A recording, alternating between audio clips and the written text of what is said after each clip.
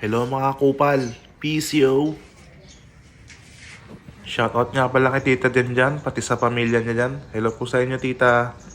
Ayan nga, naglakad na ako dito.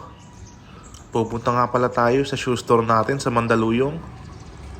Kaya nga ito, naglakad na ako ng papuntang bus stop. Kasi nga ibang biyahe natin ngayong araw. At ito nga, parating na yung bus dito. Naghintay ako, higit na mga kalahating oras dito para sa bus na to. At ito nga, nasa loob na tayo ng bus. Biyahe nga pala to, Lancaster, papuntang PTEX. Ang bayad nga pala dito ay 70 pesos. Diretso na yun ang pa-PTEX. At after natin mag-bus, mag-LRT naman tayo. 25 pesos nga pala ang bayad ng LRT papuntang Pedro Hill na to. Tapos mag-jeep na tayo after nito. Ito nga, nasa jeep na tayo. 16 pesos naman bayad nito. Diretso na to papuntang store namin. At ito nga, dumating na tayo. Ito nga pala yung store namin na One More Kicks. Ito yung loob. Ganda mga sapatos dyan, no? Original lahat yan, mga kupal. Kaya punta na kayo dito. Check nyo guys, maganda lahat yan. At ito nga, yung isa nating antakay na sapatos. Tingnan nyo to guys, ganda to oh. Oh, saan ka pa? Quality yan boss. Ito nga sa inyo mga madam oh. Ayan, maganda to para sa mga babae dyan oh. Samba to mga madam. Maganda to. Ganda talaga oh.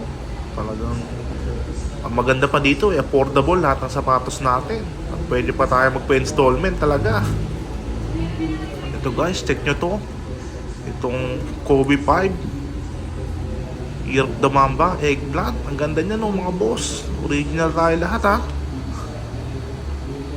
Message nyo lang kami sa One More Kicks page namin pagka may nahanap yung sapatos o may gusto kayo. Check nyo yung page namin. At ito nga, kung gusto nyo marinig mag-English tong kupal na to, check nyo lang yung TikTok account natin kasi kailangan mag-advertise. Kaya napa-English yung kupal na yan. Yun nga, at pa-follow na lang kami sa mga social media namin para updated kayo guys. Para kung may mga katanungan kayo, kung ano man yan, message nyo lang kami. At ito try naming mag-respond sa inyo as fast as we can. At talaga maraming salamat guys sa mga suporta nyo. Kaya nga, after a long day, pauwi na ako niyan. Yung pila na naman. Haba nito.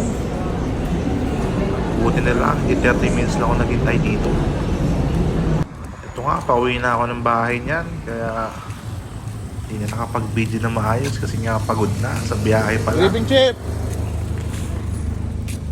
Hanggang sa muli guys, thank you sa inyong lahat ulit. Good night sa inyo.